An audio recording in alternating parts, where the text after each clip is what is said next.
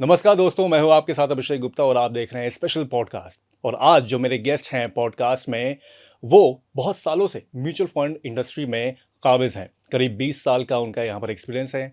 500 करोड़ रुपए से ज़्यादा वो AUM मैनेज करते हैं और 1200 क्लाइंट्स को वो मैनेज कर रहे हैं। और अपने एक्सपीरियंस से वो सैकड़ों लोगों को टॉर्च बीरर के तौर पे यहाँ पर काम कर रहे हैं और helping them managing wealth through mutual funds. लेकिन मार्केट वोलेटिलिटी में भी उन्होंने लोगों को सही राह, सही दिशा दिखाई। और आज इस पॉडकास्ट के जरिए आपको भी वो अपने हिडन ट्रिक्स से इनलाइटन करेंगे, खास तौर पर ऐसे वक्त में जब इक्विटी मार्केट किसी और दिशा में जा रहा है और कमोडिटी, खास तौर पे गोल्ड और सिल्वर, किसी और दिशा में जा रहा है।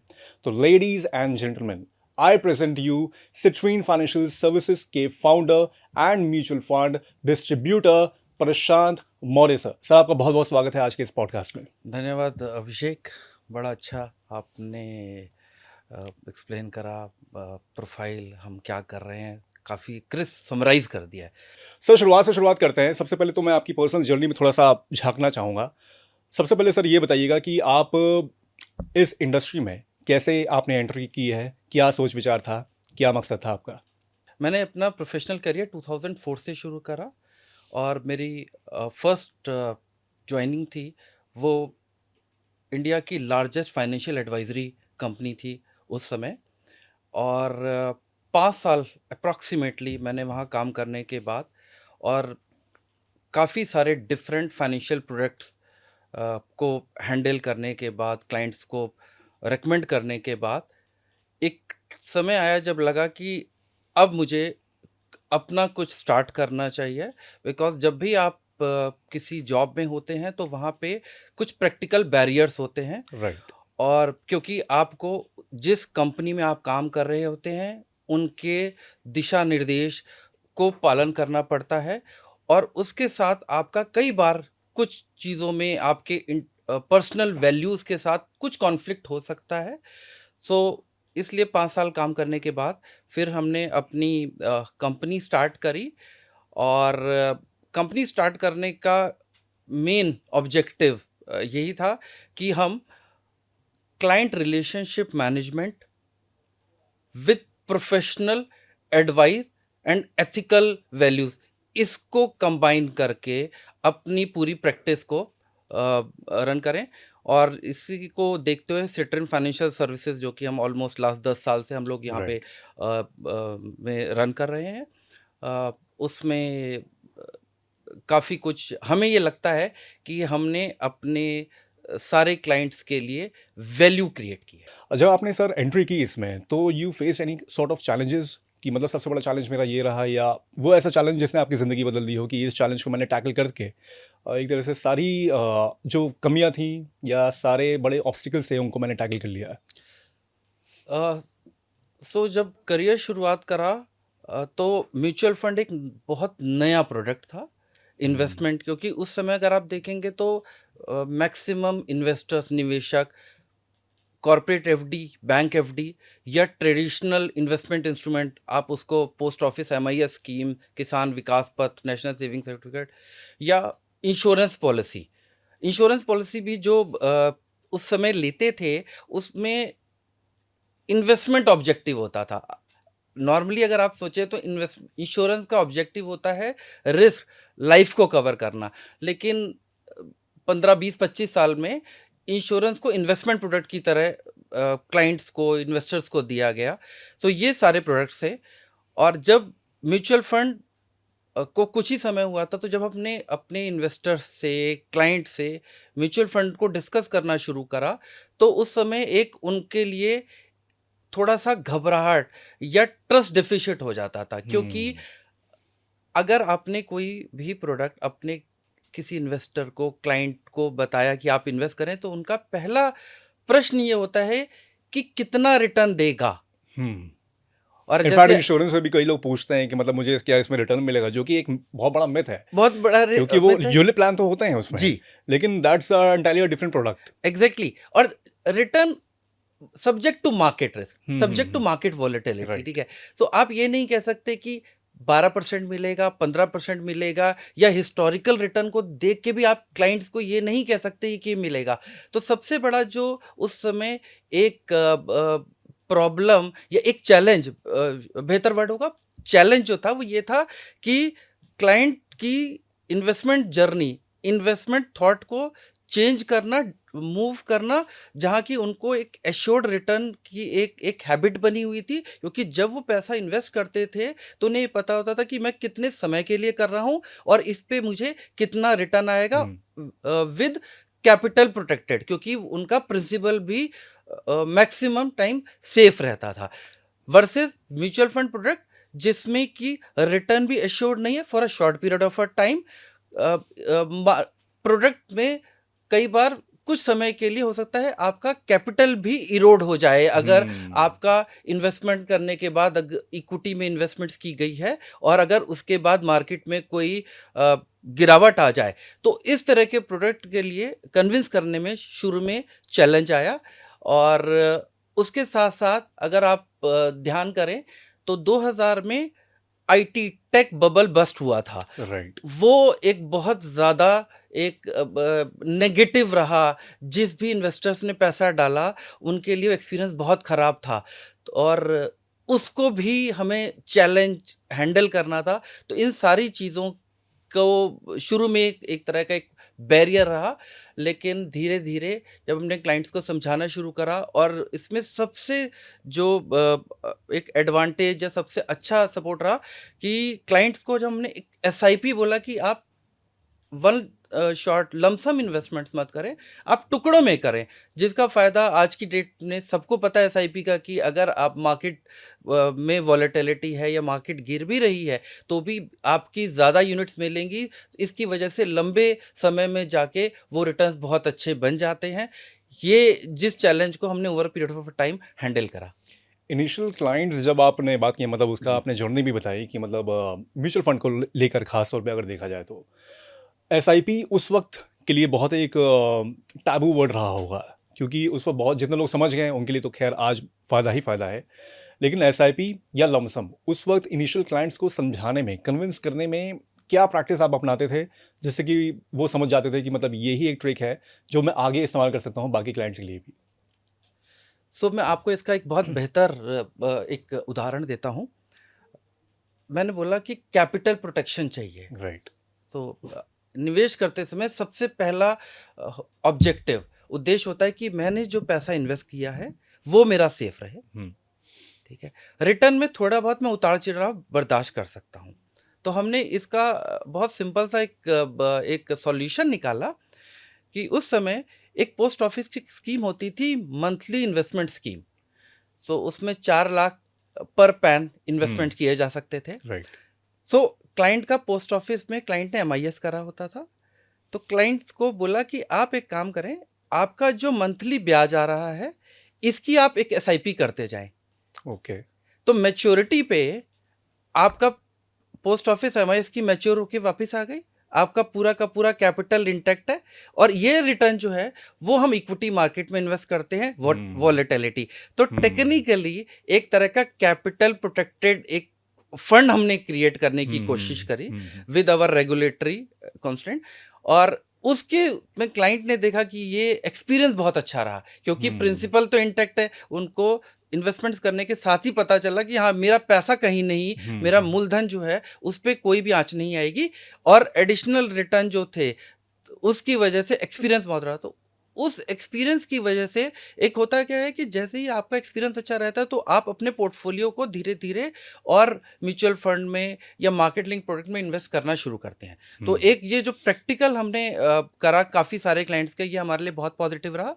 और इसी तरह दूसरा कि किसी क्लाइंट ने अगर मान लीजिए 100 रुपये इन्वेस्टमेंट्स करने का डिस्कशन करा, तो हमने काफ़ी उनको समझाने के बाद कि आप बाकी 80 रुपये 75 रुपये आप नॉर्मल जो भी आपके इन्वेस्टमेंट इंस्ट्रूमेंट हैं उसमें आप करिए, बट थोड़ा सा पैसा आप म्यूचुअल फंड में डालिए, चाहे आप लमसम डालिए चाहे एसआईपी के थ्रू डालिए।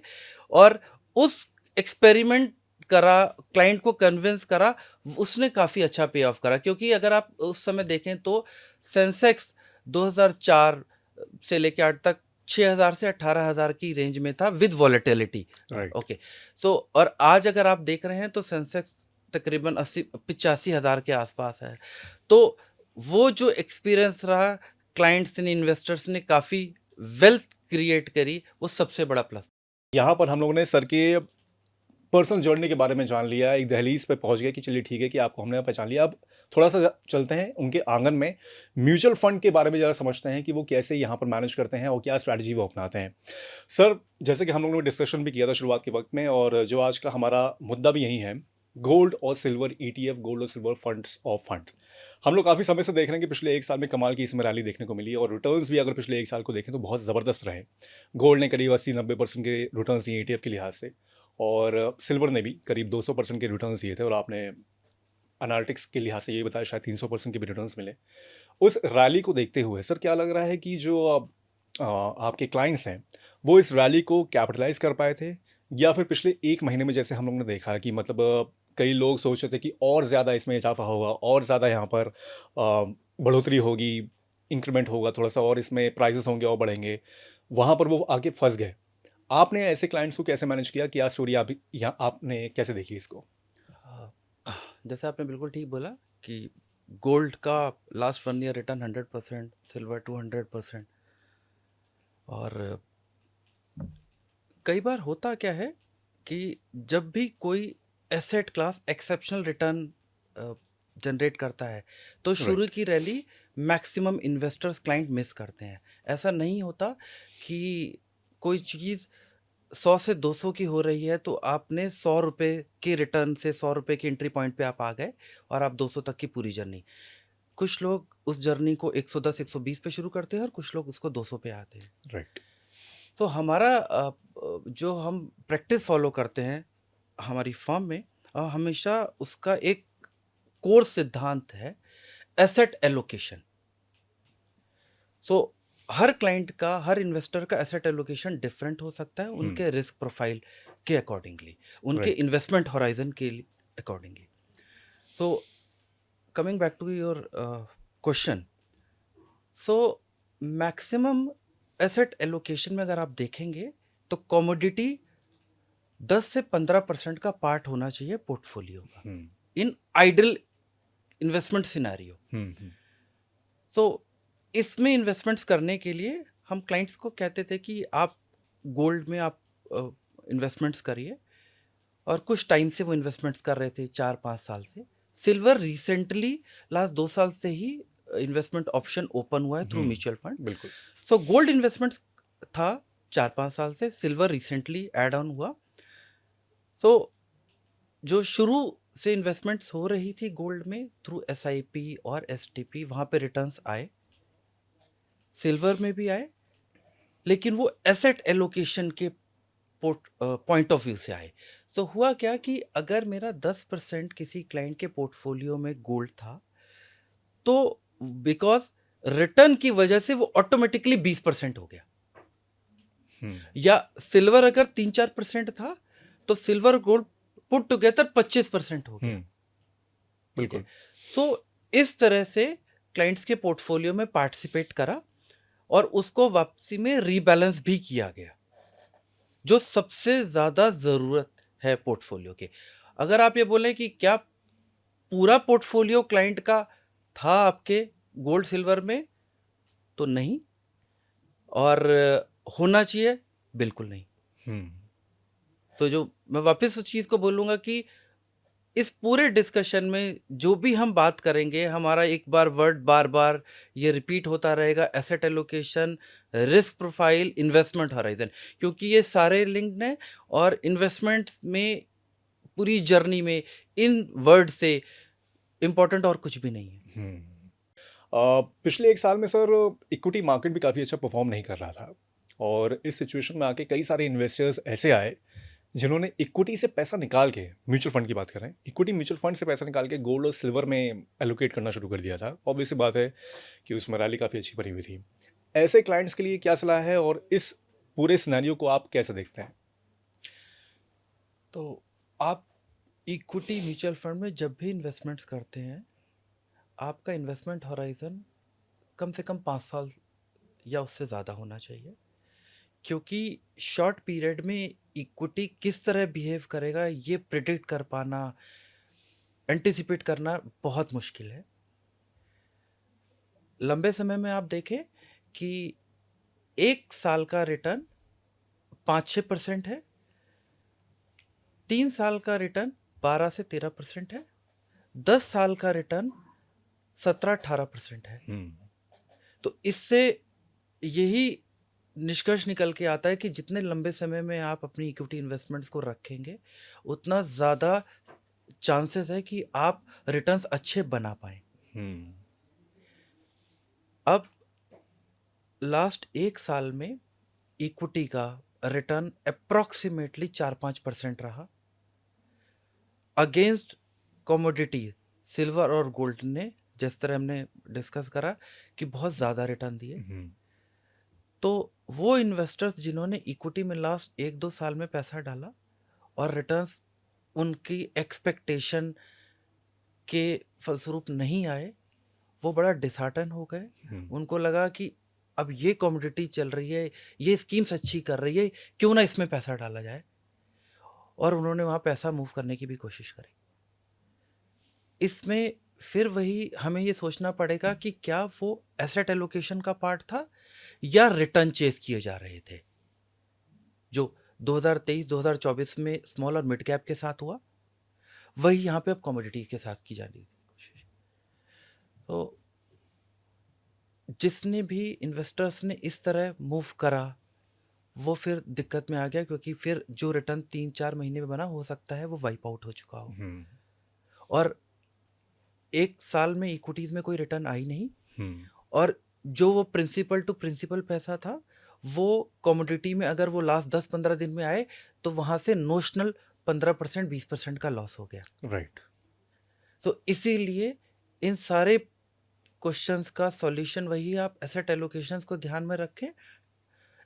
टैक्टिकल आप थोड़ा बहुत एलोकेशंस को चेंज कर सकते हैं, लेकिन अगर आप रिटर्न को चेस करने की कोशिश करेंगे, हिस्टोरिकल रिटर्न को चेस करने की कोशिश करेंगे, खास करके उस समय जब उसने अपने लॉन्ग टर्म एवरेज से बहुत ज़्यादा रिटर्न दे दिया हो, तो ये हो सकता है कि कुछ समय के लिए वो स्टैग्नेंसी करेक्शन फेस में चला जाए, और वो बहुत ज़्यादा कष्टदायक होगा।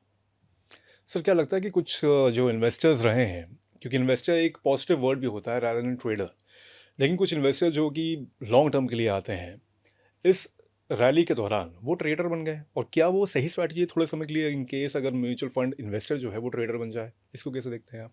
स्ट्रैटेजी वो बिल्कुल ठीक नहीं है, क्योंकि जिस इन्वेस्टमेंट ऑब्जेक्टिव से, अपने इन्वेस्टमेंट हॉराइजन से आपने इन्वेस्टमेंट्स करना शुरू करा, वो आपने पर्पस ही डिफीट कर दिया।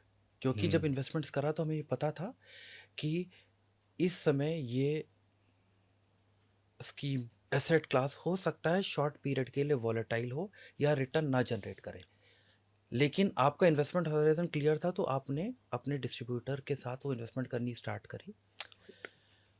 अब हुआ क्या कि लगा कि आपको ये स्कीम या ये कैटेगरी या ये एसेट क्लास रिटर्न नहीं दे रहा, तो आपने इमीडिएटली उसको शिफ्ट करने की कोशिश करी दूसरे। जैसे ही आप ये चीज़ शुरू करेंगे, वो चाहे सोशल मीडिया से इन्फ्लुएंस होके करा, या व्हाट्सएप पे किसी ने आपको टिप दे दी, या रिकमेंडेशंस दे दी, आधी अधूरी जानकारी पे जैसे ही आपने ट्रांजैक्शंस को करा, मैं इसको ट्रांजैक्शन वर्ड करूंगा, क्योंकि ट्रांजैक्शन इसलिए हो गया क्योंकि आपने अपने ऑब्जेक्टिव को ब्रेक करने की कोशिश करी।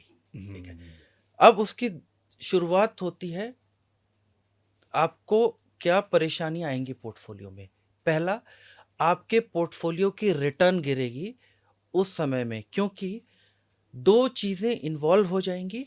पहला हो सकता है जब आप अपनी स्कीम से एग्जिट कर रहे हैं तो आपको एग्जिट लोड लग जाए। राइट।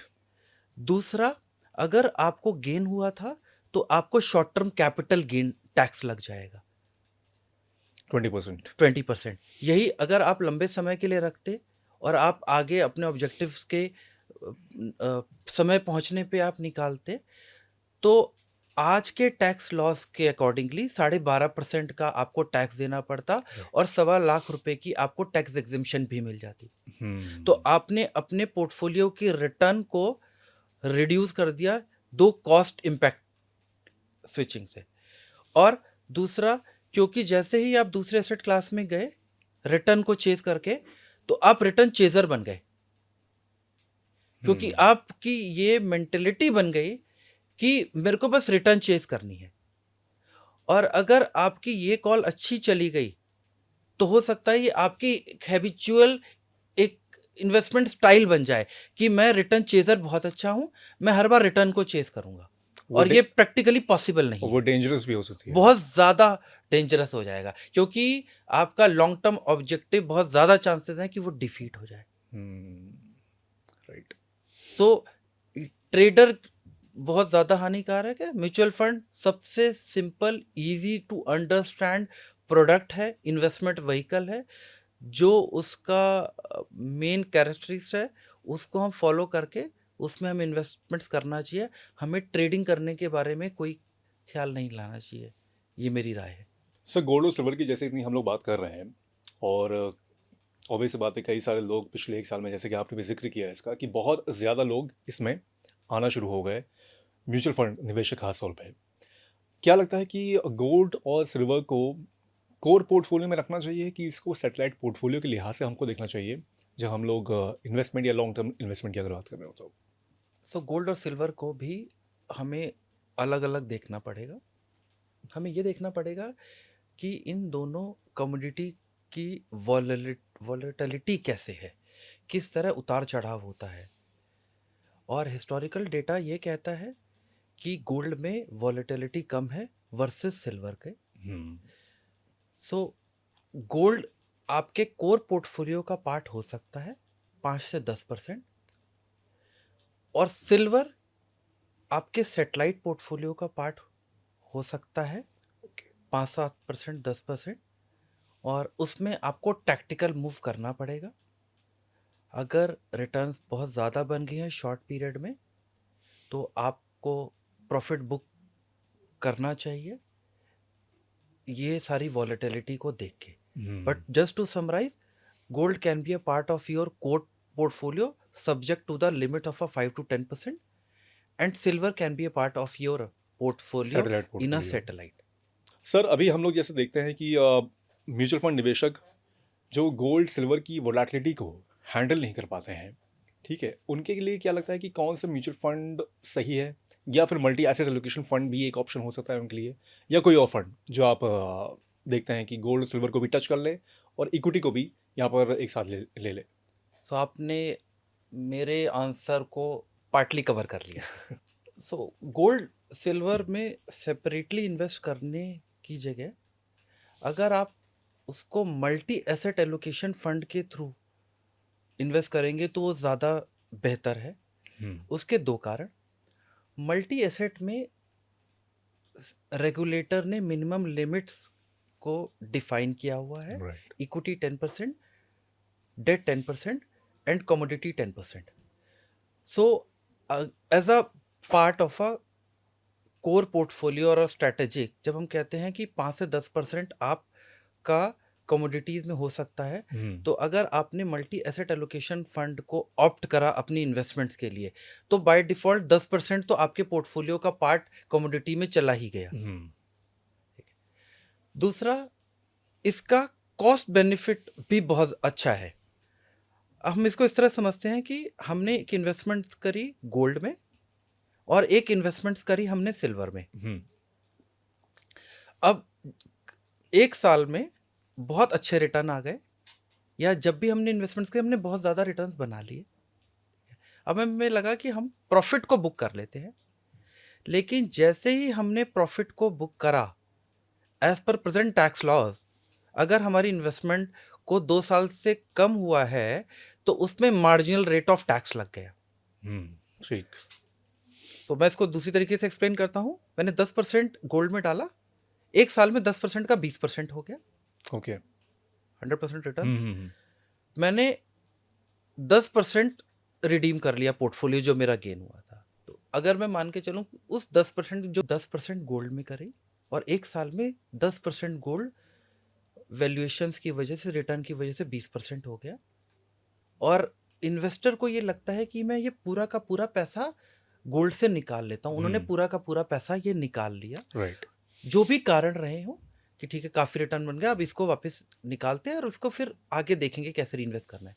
जैसे ही ये ट्रांजैक्शन करी, इन लेस देन 2 ईयर आपका जो 10% का पूरा गेन था, उस पे आपको मार्जिनल रेट ऑफ टैक्स देना पड़ा।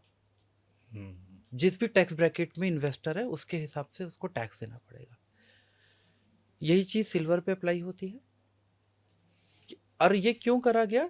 क्योंकि ये लगा इन्वेस्टर को, आप जैसे जो मीडिया में मित्र हैं वो बताते हैं कि वैल्यूएशंस महंगे हुए, गाइड करते हैं, लोग फॉलो करते हैं, या सोशल मीडिया की अब यहाँ पे हो सकता है कुछ टाइम करेक्शन आ जाए, इसकी वजह से उन्होंने पूरा पोर्टफोलियो गोल्ड या सिल्वर को सेल करा और वहाँ पे टैक्स दिया।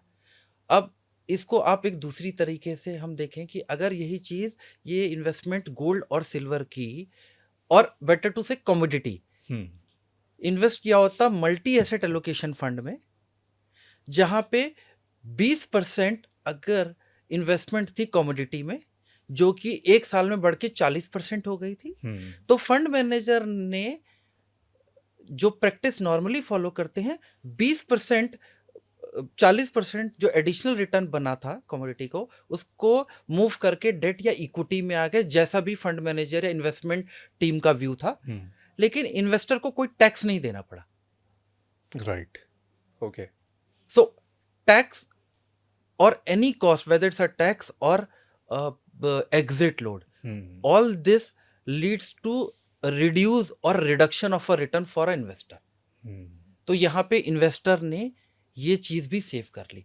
और एक और बड़ी इम्पॉर्टेंट चीज़ है, मैक्सिमम इन्वेस्टर्स के लिए जो बहुत ज़्यादा अध्ययन नहीं करते, बहुत ज़्यादा मार्केट को ट्रैक नहीं करते, हमें मानते हैं कि fund manager, mutual fund companies बहुत बेहतर काम करती हैं, क्योंकि वो दिन रात research reports, global data analyst team, वो सारे मिलके ज़्यादा अच्छा क्लाइंट्स, इन्वेस्टर्स के पोर्टफोलियो को मैनेज करने के लिए ये स्टेप्स काफ़ी जल्दी ले सकते हैं वर्सेस एक नॉर्मल इन्वेस्टर्स के। राइट। तो मुझे लगता है इन सारी पॉइंट्स को अगर आप समराइज करेंगे तो multi asset allocation fund is probably much better to invest in a commodity. Commodity में इन्वेस्ट करें, इससे बेटर ये है कि आप मल्टी एसेट एलोकेशन फंड का भी चयन कर सकते हैं। और रिटर्न्स के लिहाज से भी अगर देखा जाए तो पिछले साल, जहाँ तक मैं थोड़ा सा एमफी की डेटा देख रहा था, मल्टी एसेट एलोकेशन फंड ने करीब करीब 24% के रिटर्न दिए हैं। जो मैं टॉप 5 फंड्स की अगर बात करूँ तो 20 से 24% के रिटर्न दिए हैं। किसी और भी इक्विटी फंड की कैटेगरी में अगर आप देखोगे तो वो शायद नहीं था। तो फंड मैनेजर का, जैसे सर ने बताया, कि बहुत अच्छा रोल होता है, और आपको यहाँ पर चांदी और सोने की भी यहाँ पर फ़ायदा मिल जाता है, प्लस इक्विटी का भी फ़ायदा मिल जाता है।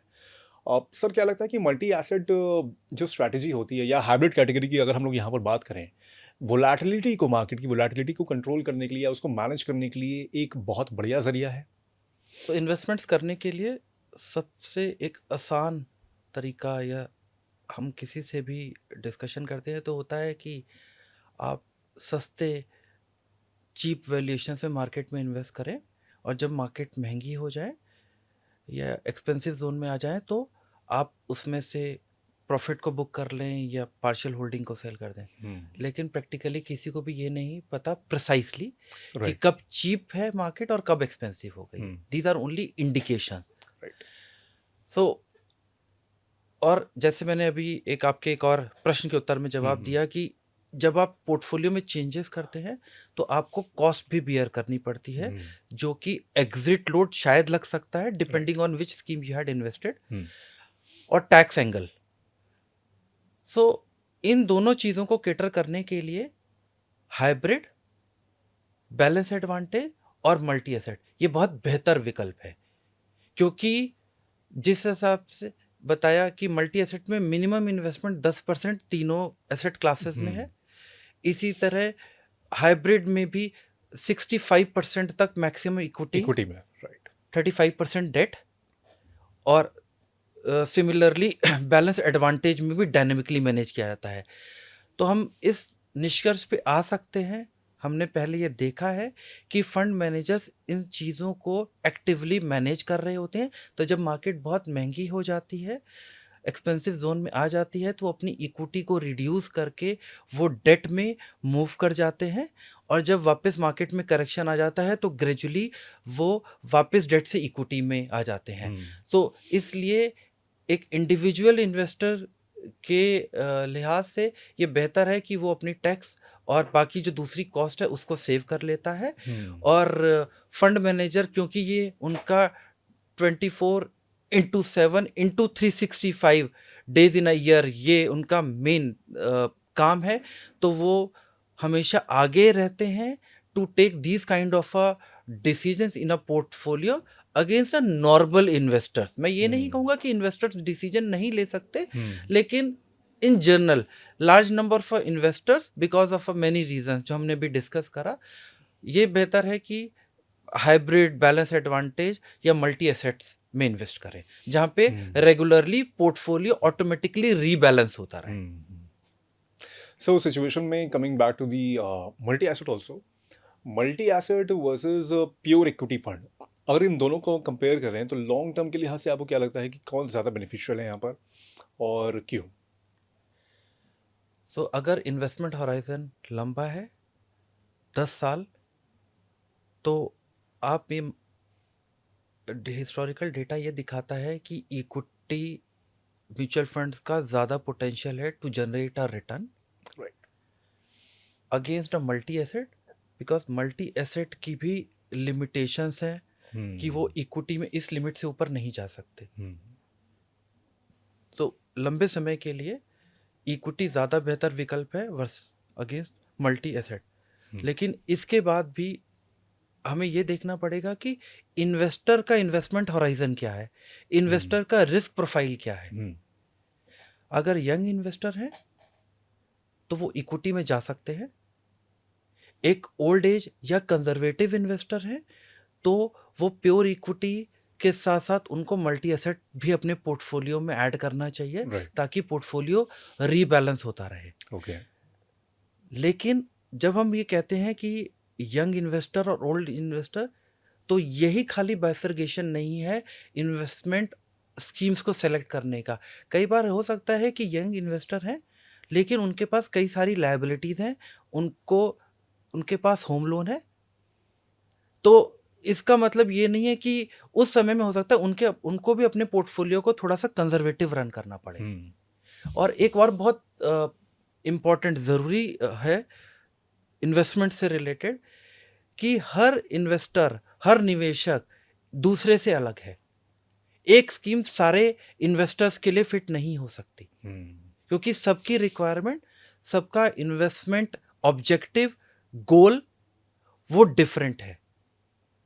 तो जिस तरह हम मेडिकल प्रोफेशन में कहते हैं कि सेम मेडिसिन हर पेशेंट को के यूज में नहीं आ सकती, या सेम मेडिसिन का भी शायद डॉक्टर्स डोज चेंज कर देते हैं, इसी तरह फाइनेंशियल इन्वेस्टमेंट्स में भी सेम स्कीम हर इन्वेस्टर को सूट नहीं करेगी, या सूट करती है तो उनका वेटेज भी थोड़ा सा चेंज करना पड़ेगा। राइट। चलिए, तो अभी हम लोगों ने पूरी क्लैरिटी यहाँ पर ली है गोल्ड और सिल्वर जो हमारा मेन मुद्दा था। ऑब्वियस सी बात है, कई सारे निवेशक हैं जो कि इसके बारे में जानना चाहते थे, और ख़ास तौर पे म्यूचुअल फंड निवेशक जो कि धीमे धीमे यहाँ पर फोमो का भी शिकार हो गए थे, उनके लिए भी ये जो हिस्सा था गोल्ड और सिल्वर से लेके मल्टी एसेट एलोकेशन फंड वाला हिस्सा, वो काफ़ी क्रूशियल और काफ़ी वैल्यू ऐड करेगा, जो मुझे लग रहा है कि इस उम्मीद है। अब हम लोग सर तीसरे पार्ट में आते हैं। जर्नी डिस्कस हो गई, गोल्ड सिल्वर और मल्टी एसेट एलोकेशन फंड के बारे में हम लोग ने जान लिया। म्यूचुअल फंड्स ओवरऑल इंडस्ट्री के बारे में भी थोड़ा सा यहाँ पर आप जिक्र कर लेते हैं। सर, क्या लगता है कि सबसे बेस्ट सवाल जो सबके मन में होता है, कौन सा म्यूचुअल फंड जो है वो सबसे बेस्ट है लॉन्ग टर्म के लिहाज से, या कौन सी कैटेगरी को आप यहाँ पर केटर करना चाहेंगे कि ये यहाँ पर इन्वेस्टमेंट अगर किया जाए तो ये लॉन्ग टर्म में सबसे बेनिफिशियल हो सकता है? सबसे मुश्किल आपने मेरे से क्वेश्चन पूछा है। स्पेशली न्यू इन्वेस्टर्स जब भी इन्वेस्टमेंट्स करना चाहते हैं तो कहते हैं कि आप मुझे बेस्ट म्यूचुअल फंड दीजिए। सर, इसमें ये भी है कि मतलब कोई बेस्ट जैसी चीज़ होती भी है कि टेक्निकली नहीं नहीं होती होती, राइट। टेक्निकली नहीं होती। जैसे मैंने अभी बोला कि हर इन्वेस्टर का investment thought process, objective totally different है। तो हो सकता है एक इन्वेस्टर के लिए स्मॉल कैप बहुत अच्छा ऑप्शन हो, लेकिन दूसरे इन्वेस्टर के लिए वो बिल्कुल ठीक ना हो। राइट। सो दूसरा, हिस्टोरिकल रिटर्न देख के अगर हम बेस्ट फंड को सिलेक्ट कर रहे हैं तो वो शायद वो भी एक गलत डिसीजन हो सकता है, क्योंकि investment performance keeps on changing over a period of time. So सबसे इंपॉर्टेंट ये है कि बेस्ट स्कीम कभी भी कॉमन नहीं रहती, ये चेंज होती रहती है। हर किसी के लिए उसका बेस्ट इन्वेस्टमेंट जो है वो उस पर्टिकुलर इन्वेस्टर के इन्वेस्टमेंट ऑब्जेक्टिव पे बेस होगा। अगर एक इन्वेस्टर है, एग्जाम्पल, वो 5 साल में रिटायर होने वाले हैं, तो हो सकता है उनके लिए हाइब्रिड एक ज़्यादा बेहतर विकल्प हो। ओके। एक इन्वेस्टर जो 35-40 साल की उम्र है, जिनका भी रिटायरमेंट 15-20 साल है, उनके लिए लार्ज कैप, फ्लेक्सी कैप एक बेहतर विकल्प हो सकता है। एक यंग इन्वेस्टर है जिन्होंने अभी इन्वेस्टमेंट जर्नी शुरू करी थी, हो सकता है उनके लिए लार्ज कैप या इंडेक्स बेहतर विकल्प हो, क्योंकि वो पहली बार ही इन्वेस्टमेंट्स करने आ रहे हैं, उनको कोई एक्सपीरियंस ही नहीं है। और अगर उन्होंने खाली हमने उनके इन्वेस्टमेंट होराइजन को देख के कि 30-35-40 साल का इनका इन्वेस्टमेंट होराइजन है, और अगर उस इन्वेस्टर ने स्मॉल कैप में डाला, इन्वेस्टमेंट्स करी और वहाँ पे करेक्शन आ गया, तो शायद अगली बार इन्वेस्टमेंट करने से पहले वो बहुत बार उनको सोचना पड़े, एक्सपीरियंस। और वही इन्वेस्टर्स को 3-4 साल, 5 साल का एक्सपीरियंस है, तो उनके लिए स्मॉल कैप बहुत अच्छा विकल्प हो सकता है। क्योंकि इसमें थोड़ा सा एक्टिव पार्टिसिपेशन वो कर सकते हैं, थोड़ा सा मार्केट को अगर समझते हैं तो। जी। तो सबसे जरूरी चीज जो है वो इन्वेस्टमेंट ऑब्जेक्टिव की क्लैरिटी होनी चाहिए कि मेरा ऑब्जेक्टिव क्या है। उसी के बेसिस पे उनको म्यूचुअल फंड्स की स्कीम का सिलेक्शन करना चाहिए। और आखिरी जब इसका जवाब कि कोई भी बेस्ट स्कीम नहीं होती, हर इंडिविजुअल इन्वेस्टर्स के लिए स्कीम चेंज हो सकती है। मतलब कुल मिला के all depends upon the investment objective, investment horizon. उसके हिसाब से आपकी नीड्स अलग हो सकती हैं, आपकी एज क्राइटेरिया भी, जैसे सर आपने बताया कि बहुत इंपॉर्टेंट फैक्टर रोल प्ले करता है यहाँ पर, तो उसके हिसाब से आप अपने म्यूचुअल फंड्स को चुनें, वही बेस्ट होगा, आपके लिए बेस्ट होगा। लेकिन बेस्ट म्यूचुअल फंड जैसी यहाँ पर कोई चीज़ नहीं होती है। इस मिथ को अगर इनकेस अगर आपके दिमाग में है तो उसको प्लीज़ आप हटा सकते हैं इस जवाब के बाद। सर कई सारे पोर्टफोलियोज़ मेरे पास आते हैं, और जब हम लोग ये शो करते हैं अपना सब क्रेडिट जो कि म्यूचुअल फंड से रिलेटेड ही है, छोटी छोटी पोर्टफोलियोज़ उनके होते हैं, 5,000 रुपये, 6,000 रुपये, और उसमें कहते हैं कि क्या मैं 1 करोड़ रुपए बना पाऊंगा अगले 15 साल में, अगले 20 साल में। छोटी ही पोर्टफोलियो के लिहाज से अगर देखा जाए, क्या ये प्रैक्टिकली पॉसिबल है, या कोई ऐसी स्ट्रैटेजी है जिससे कि उनके जो जवाब हैं या उनके जो टारगेट्स हैं 1 करोड़ रुपए पाने के 15 साल बाद या 20 साल बाद पॉसिबल हो सकते हैं? बिल्कुल पॉसिबल है। सो नंबर्स, डेटा, एक इन्वेस्टर अगर 10,000 रुपये की SIP करता है, 20 साल तक वो SIP चलाते हैं, और हम उसमें मात्र 12% के रिटर्न को हम एक्सपेक्ट कर रहे हैं, तो वो पोर्टफोलियो करीब 92 लाख रुपए का हो जाता है। वही इन्वेस्टर उसमें एक छोटी सी मॉडिफिकेशन करें, क्योंकि नॉर्मली हर साल हमारी तनख्वाहें बढ़ती हैं, रेवेन्यू स्ट्रीम्स इंक्रीज हो जाती है, बिजनेस अगर ओनर है, उस 10,000 की SIP को हर साल 10% से बढ़ाना शुरू कर दे, 20 साल चलाए, 12% का रिटर्न एक्सपेक्ट करें, वो पोर्टफोलियो 1,98,00,000 हो जाता है 20 साल में। 20 साल में। लेकिन इसमें तो स्टेप अप में हुआ क्या कि पहले 12 महीने 10,000 रुपये महीने डाला गया, 13वें महीने से लेके अगले 11 महीने तक वो 11,000 रुपये हो गए। उसके बाद फिर और 10% का इंक्रीज करा, तो जब लास्ट मंथ आप देखेंगे तो उनकी इन्वेस्टमेंट जो वो 60,000 रुपये जा रही है।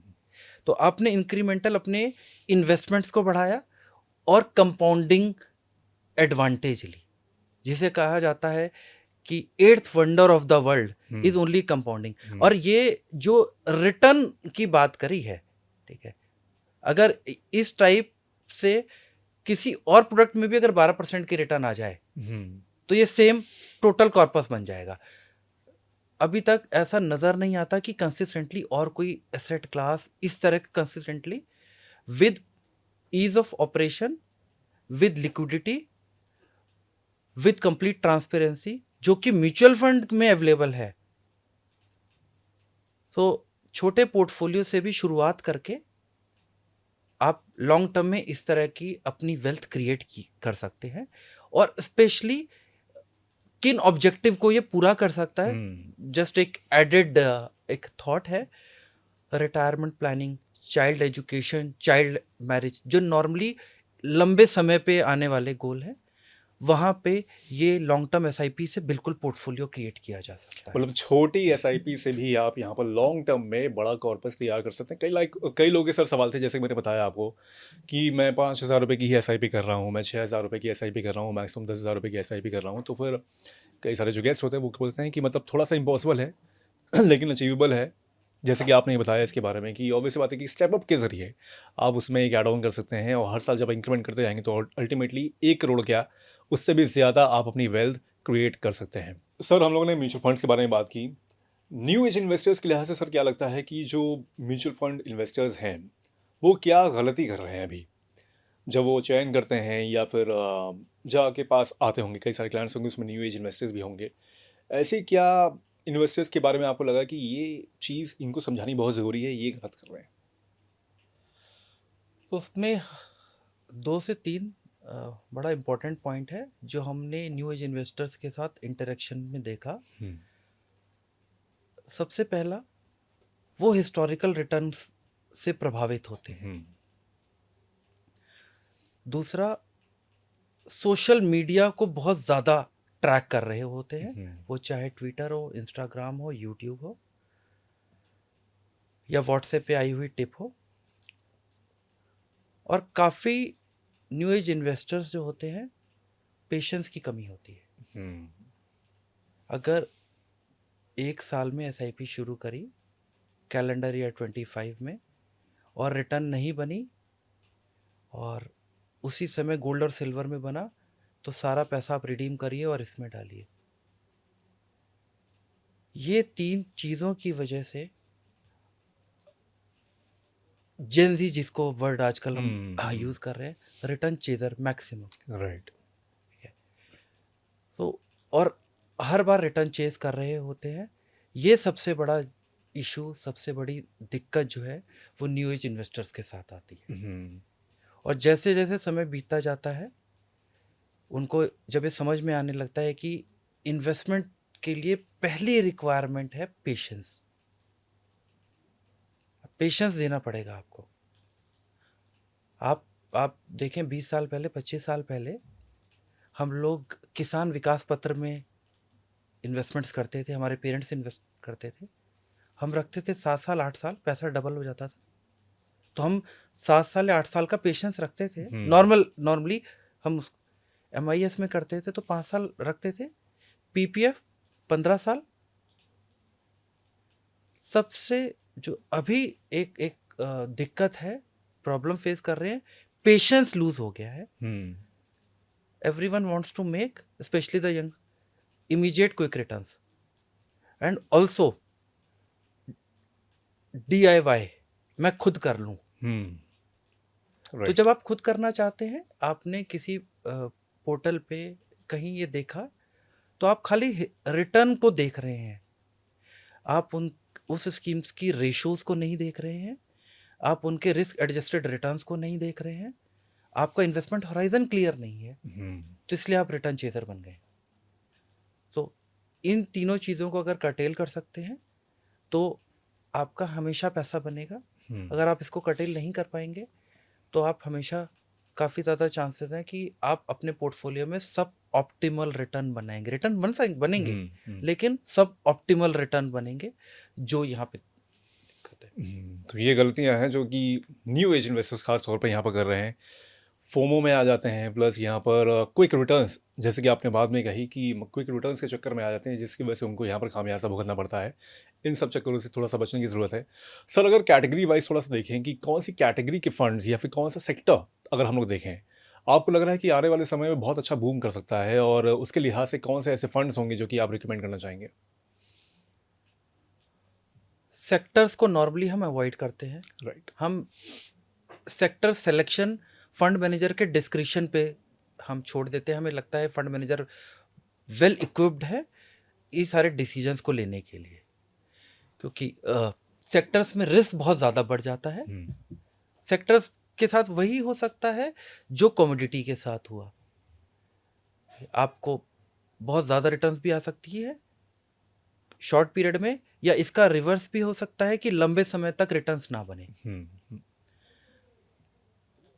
आपका इसका पहला जो प्रश्न था कि क्या होना चाहिए पोर्टफोलियो, विद कैविएट कि हर इन्वेस्टर अलग है तो सबके लिए कॉमन नहीं हो सकता, बट अगर हम ब्रॉडली बोले या लेमैन तो हमारा ये मानना है कि अगर आप एक किसी क्लाइंट अपना पोर्टफोलियो क्रिएट कर रहे हैं तो 60 to 70% उनके पोर्टफोलियो को लार्ज कैप बायस्ड रखना चाहिए। ओके।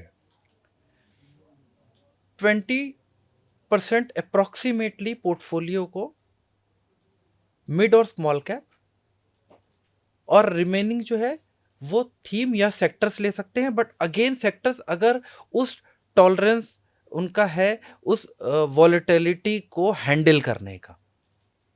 और जब ओके। हम 60-70% लार्ज कैप की बात करते हैं, लार्ज कैप बायस फंड्स की बात करते हैं, तो इसमें लार्ज कैप फंड भी आएंगे, आपके इंडेक्स फंड्स भी आ जाएंगे, फ्लेक्सी कैप फंड्स भी आ जाएंगे, बैलेंस एडवांटेज मल्टी एसेट, ये सारे इस कैटेगरी को कंप्लीट करेंगे। तो ओके। इस तरह एक पोर्टफोलियो आप बना सकते हैं जिससे लॉन्ग टर्म में एक स्टेबल रिटर्न रहेगी पोर्टफोलियो में। और अगर आपने 10-15% थीम या सेक्टर में इन्वेस्टमेंट्स करी है तो ये म्यूचुअल फंड डिस्ट्रीब्यूटर या इन्वेस्टर की जिम्मेदारी हो जाती है कि वो जो 10% बहुत अच्छा रिटर्न दे दे तो आप उसको रीबैलेंस ज़रूर करिए, क्योंकि ये 10-15% is a part of your satellite portfolio or a tactical allocation. This cannot be a part of your core or a strategic allocation. इस चीज का थोड़ा सा ध्यान रखना पड़ेगा। ओके।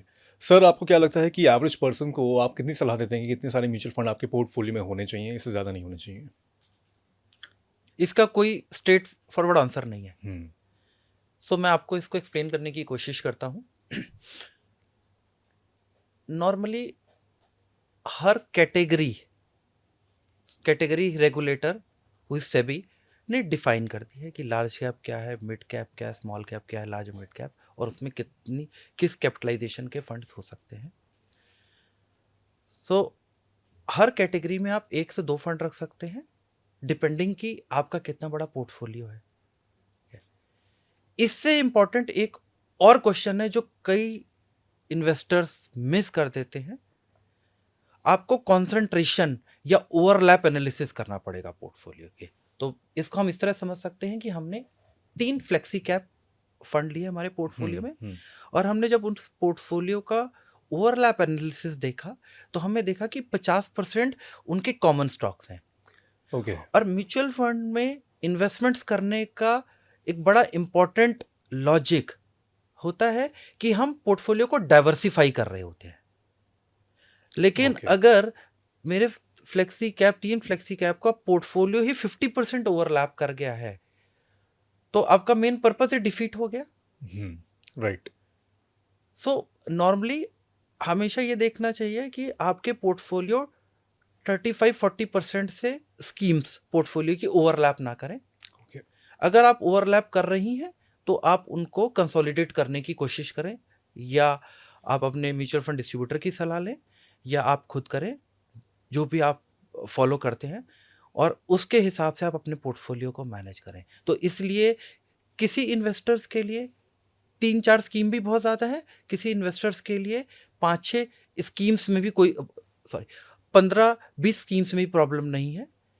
इसका दूसरा एक एस्पेक्ट और है, जब आप किसी म्यूचुअल फंड डिस्ट्रीब्यूटर्स के साथ पोर्टफोलियो आप डिस्कशन के बाद मैनेज करते हैं तो उस ऑर्गेनाइजेशन की, म्यूचुअल फंड डिस्ट्रीब्यूशन ऑर्गेनाइजेशन की या इंडिविजुअल की एक्सपीरियंस, एक्सपर्टीज बहुत मैटर करता है आपके पोर्टफोलियो को मैनेज करने के लिए। हम्म, और एडेड पॉइंट और भी है, क्योंकि वो काफ़ी पोर्टफोलियो मैनेजमेंट सॉफ्टवेयर यूज़ कर रहे होते हैं, साइमल्टेनियसली स्कीम सिलेक्शंस की भी पोर्टफोलियो यूज़ कर रहे राइट होते हैं। राइट तो ये ऑर्गेनाइजेशनल लेवल पे इतनी बड़ी प्रॉब्लम नहीं है कि जिसके लिए हम कोई एक नंबर को शायद आइडेंटिफाई कर पाएँ कि नहीं, खाली 3 ही आइडल स्कीम्स होनी चाहिए पोर्टफोलियो में या 15 नहीं होनी चाहिए।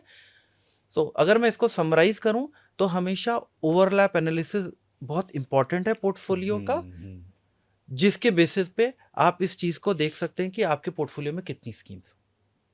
पोर्टफोलियो में आपके 4 स्कीम्स भी हो सकती हैं, लेकिन कभी-कभी ये भी हो सकता है कि 6-7 स्कीम्स भी कम हों, ये एक समरी निकलती है। कंसिडरिंग कि आपके जो म्यूचुअल फंड्स हैं वो ओवरलैप ना कर रहे हों, जो स्कीम्स हैं वो ओवरलैप ना कर रही हों और जो उनके पर्पस हैं वो ओवरलैप ना कर रहे हों। जैसे कि सर ने बताया, एग्जांपल भी दिया कि कई सारे स्टॉक्स जो होते हैं वो सिमिलरली कभी-कभी पता चलता है कि बहुत ज़्यादा जो आपकी स्कीम्स हैं उसमें कॉमन निकल आती हैं, तो फिर वो चीज़ अगर ना हो तो ज़्यादा अच्छा है। लेकिन आपका 4 स्कीम्स और 5 स्कीम्स में भी काम हो सकता है। जाते-जाते हम लोग रैपिड फायर भी करते हैं, तो वो भी मैं आपसे चाहूँगा कि एक बार आपसे शेयर करूँ और उसकी रिप्लाईज़ आप चाहे एक लाइन में कर दें या वन वर्ड में कर दें, it sure depends upon you. Sure. पहला निवेश कहाँ करें, स्किल या फिर बाजार में? स्किल। ओके। क्लाइंट अगर बोले एफडी बेहतर है, तो आपका जवाब क्या होता है? बिल्कुल सही है, लेकिन क्या उससे अच्छे हमारे पास इन्वेस्टमेंट ऑप्शन है? ये क्यों? ज़रूर आप उनको बताते हैं इसके बारे में। बिल्कुल, क्योंकि कोई भी प्रोडक्ट कभी पूरी तरह से अच्छा या खराब नहीं हो सकता। उसके अलावा हमारे पास क्या ऑप्शन है, हमें ये ज़रूर ध्यान रखना चाहिए। ओके, ठीक है। अगर कमीशन आपका ज़ीरो हो जाए तब भी ये काम करेंगे आप? बिल्कुल, क्योंकि वैल्यू जो क्रिएट की जा रही है, जो रिस्पेक्ट है, और हमारे साथ 3 जनरेशन क्लाइंट की अटैच्ड हैं from a same family, okay. Grandfather, son, and because now the grandchildren also working. So तीनों लोग काम कर रहे हैं, we are a family members, उनके साथ हम सारी चीज़ों में खड़े होते हैं।